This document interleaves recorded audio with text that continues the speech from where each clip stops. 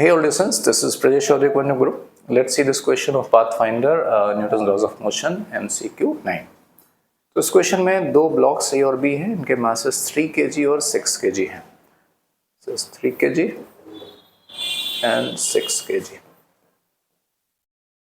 अब इनको कुछ ऐसी ये दो रस्सी हैं, एक रस्सी ये है, एक रस्सी ये है, दोनों रस्सी मासलेस हैं, इनएक्सटेंसिबल हैं. ये एक फिक्स पुली है और ये एक पुली है और जिसके नीचे एक मास लटका हुआ है.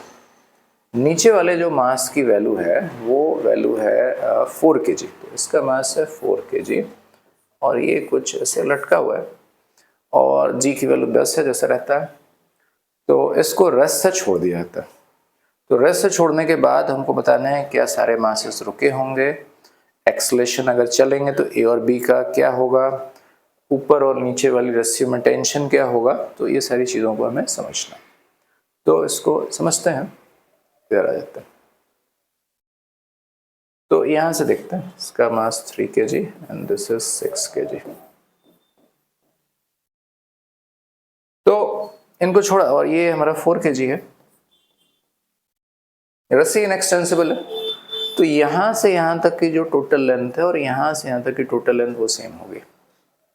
तो अब ज़्यादा ये होगा कि ये नीचे जाएगा, ये ऊपर जाएगा, लेकिन इनकी कंबाइंड लेंथ चेंज नहीं होगी. तो कंबाइंड लेंथ चेंज नहीं होगी तो 4 kg वहीं का वहीं रुका रहेगा.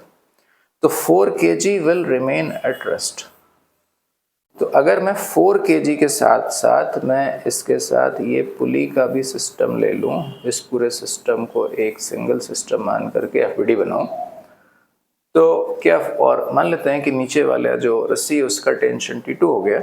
तो यहाँ से टेंशन आ गया T2, इधर आ गया T2 और नीचे आ गया 40 न्यूटन. तो पहले तो ये इक्विलिब्रियम में है तो तुरंत बोल दूंगा 2T2 इज इक्वल टू 40, यानी कि T2 की वैल्यू आ गई हमारे पास 20 न्यूटन है. तो आगे अब T2 आ गया तो हम ऊपर के टेंशन भी निकाल देंगे. तो अब अगर A का एफबीडी बनाया जाए, A और B का एफबीडी बनाए, इसका मास अगेन 3 kg, इसका मास 6 kg, तो इसका वेट 30 न्यूटन और इसका वेट 60 न्यूटन. नीचे वाली रस्सी का टेंशन हमने निकाल लिया 20 न्यूटन. तो इसका टेंशन 20 न्यूटन और यहाँ पर भी टेंशन 20 न्यूटन. ऊपर वाली स्ट्रिंग के टेंशन को कुछ T1 मान लेते हैं. तो ये टेंशन को मैंने T1 मान लिया और इधर के टेंशन को T1 मान लिया. और मान लेते हैं कि चलो 6 kg वाला नीचे जा रहा है A एक्सेलेरेशन से.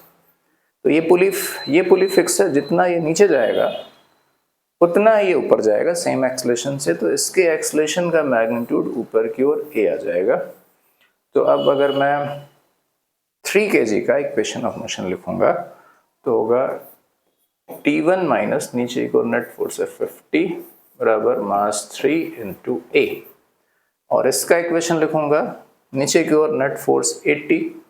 तो 80 minus T1 is equal to 6A. इनको ऐड कर दें तो हमारे पास आएगा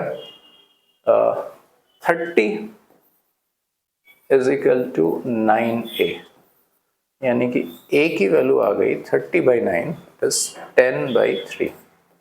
सो A की वैल्यू हमको मिला 10/3 मीटर पर सेकंड. और उस A को किसी पहले वाले में रख देते हैं. तो पहले वाले में A को रख दूंगा मैं, तो मुझे मिलेगा T1 बराबर 50 plus 3A. 3A is 10, so that is 60 Newton. तो हमने पाया कि C रुका हुआ है, A और B के एक्सेलेरेशन के मैग्नीट्यूड सेम है 10/3. ऊपर वाले का टेंशन 60 न्यूटन और नीचे वाले का टेंशन कितना आया था 20 न्यूटन. तो लेट्स चेक अवर आंसर्स. तो all the blocks remain motionless, that is incorrect. Acceleration of A and B are 10/3 while C remains motionless, correct. Tensile force in the upper and lower, this is incorrect. In upper 60 and lower 20, so that would be correct answer, right? Thank you.